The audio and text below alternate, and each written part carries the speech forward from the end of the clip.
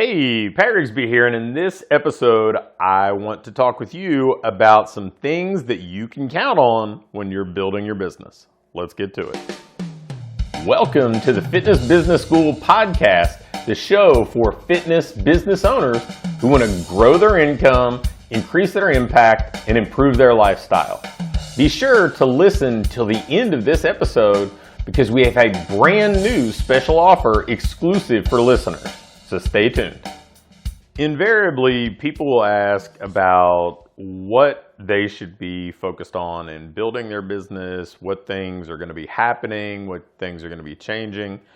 And I think over the last 15 plus years, there's so many of the things in my business that I've been able to build around that I think would apply almost just apples for apples with almost all of the clients that I work with, that they could just translate into their business. And it's stuff that seems very simple, but you may be throwing a quote, fresh coat of paint on it periodically, but I mean, these are all things that have held for me for 15 plus years in some way, shape, or form. And I'm pretty sure that if you're focused on building your business around these things, they're going to work for you too. So I just wanted to kind of go down a list of things that aren't going to change that, I've talked about these general concepts before, things that aren't going to change, but these are a little bit more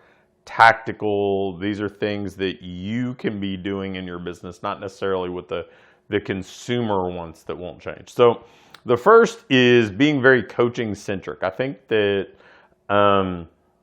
people have gotten really focused on programs, or sometimes if they're in the online world, courses, and they've kind of danced around the coaching thing. But coaching has been prominent the entire time I've been in this industry. It's going to be prominent as long as I'm in this industry because people want personalized support. They would rather you fit to them than them adapt to something else when given the choice. So being very coaching centric, and that's not the same thing as just being an instructor, teaching somebody your system, but actually, serving as the instructor, but the mentor, the motivator, the support system.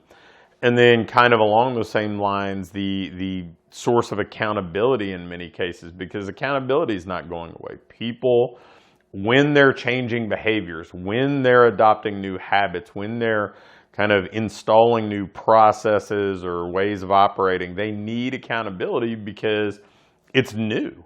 They're kind of rewiring how they do things, so they're going to need somebody to help course correct along the way whenever they get off track. For me, paid traffic has been one of those things that just isn't going to change. I spent the first couple years of my business life looking for every way to generate leads, to generate prospects without spending money because I didn't have money. And that was fine, but ultimately you're either going to be trading time or money for whatever outcome that you want, and we buy those prospects in some way, shape, or form, right? With the amount of time that we're spending, or the amount of money that we're investing. So if you have the option to pay for traffic, whether you're the person running ads or you're paying somebody else to run ads, it's more predictable.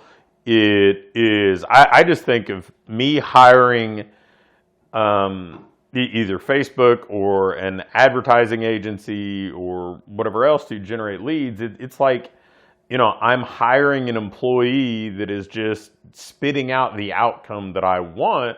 And usually it's going to be way less expensive than hiring other employees. So paid traffic is a big one. Follow-up has been huge for me.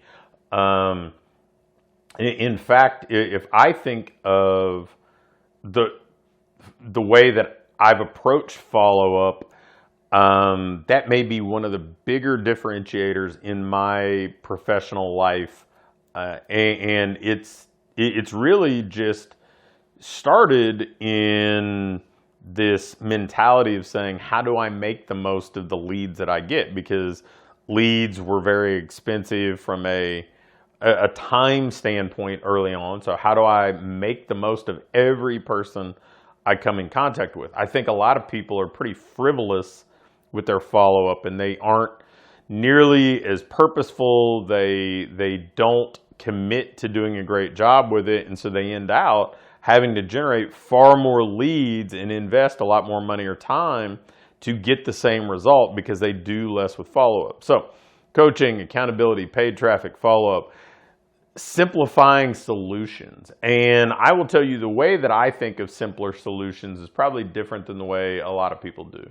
Now, I will say that for me, just the way that my mind works, I'm kind of always looking for a simpler way to view something, right? Like I don't do well with like textbook type stuff. I try to translate that into like layman's type language or something.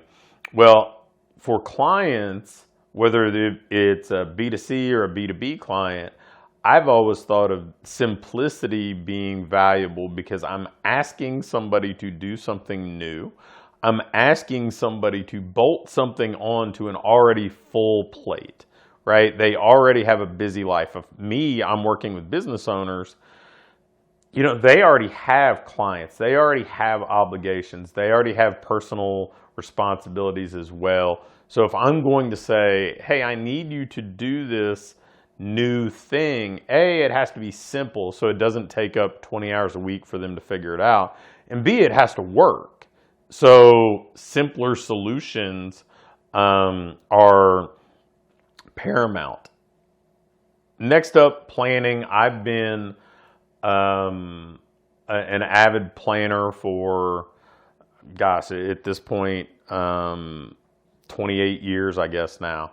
And it is, in my mind, like, other than being kind of intentional about relationships, I would say that planning is the biggest success hack there is. Something that you can spend 5 minutes on in an evening that essentially lets you hit the ground running for the next day is, it's a time saver. It's a productivity supercharger. If you're not planning your days, in my opinion, you're basically saying, I'm going to settle for 50% performance. Other things that don't change or, have held on the entire time I've done this, focusing on what clients want, the problems they need to solve. I think that, when we design offers for clients or to attract clients, focusing on what they actually want, what problems they want to solve, what their objections are is way better than saying, hey, this is what I want to sell. But most people do the latter, and there's definitely a lot more opportunity in the former. Serving people with what they actually want is like the surest way to become recession resistant, to become somebody that people are unwilling to give up in times of distress. So really focus on the client themselves, not necessarily just what you want to sell, what your process is. Interactive selling. I think a lot of people try to be lazy and figure out like how they can avoid talking to other people. It's always interesting to me when somebody says, hey, I want to do a sales page, I want to do a video sales letter, but they don't get a lot of traffic. They don't get a lot of leads.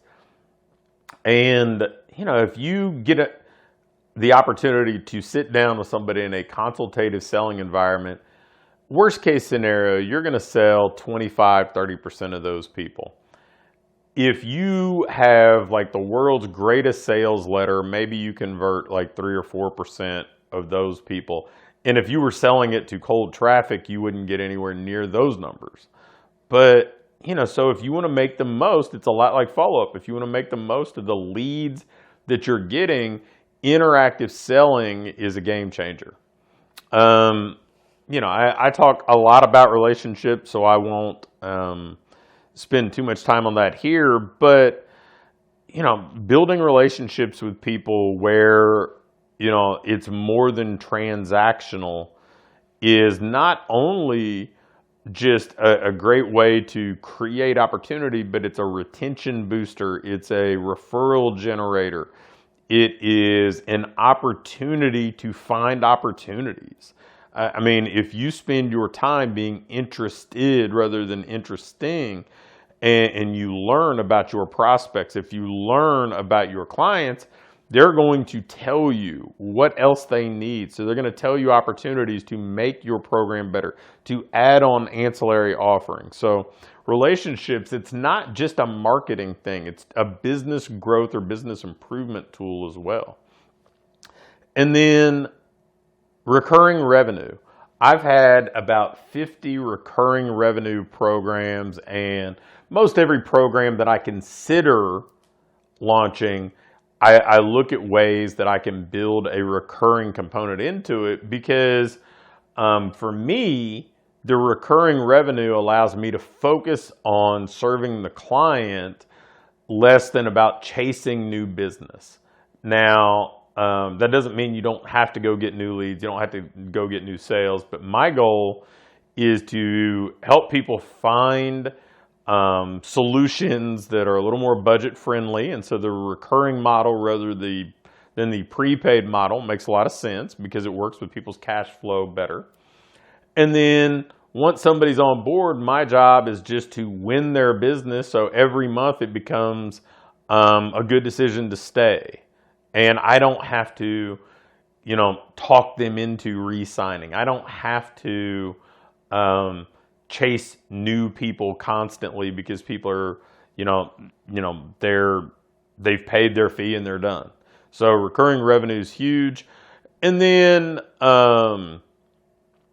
this is going to sound like common sense, but treating others well, treating others fairly, trying to see things from people's perspective.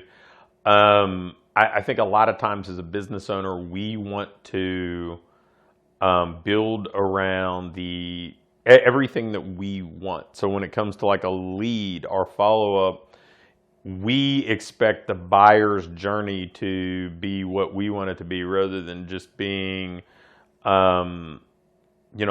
really aware of what people actually go through in that buying process. Same thing with clients. Like an example would be treating others well or fairly and seeing things from their perspective.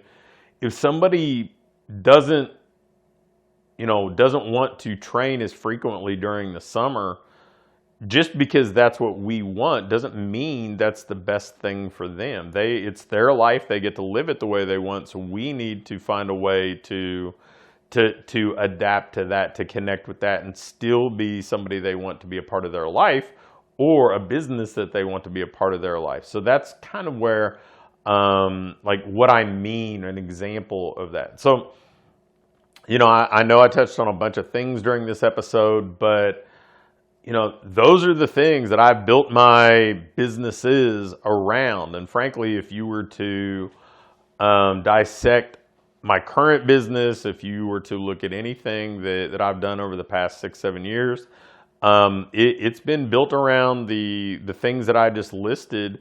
And frankly, those are like the guardrails that I have. If I'm coming up with something new tomorrow, it's going to be built around those same things. So some things that have helped me, and I think they'll help you as well.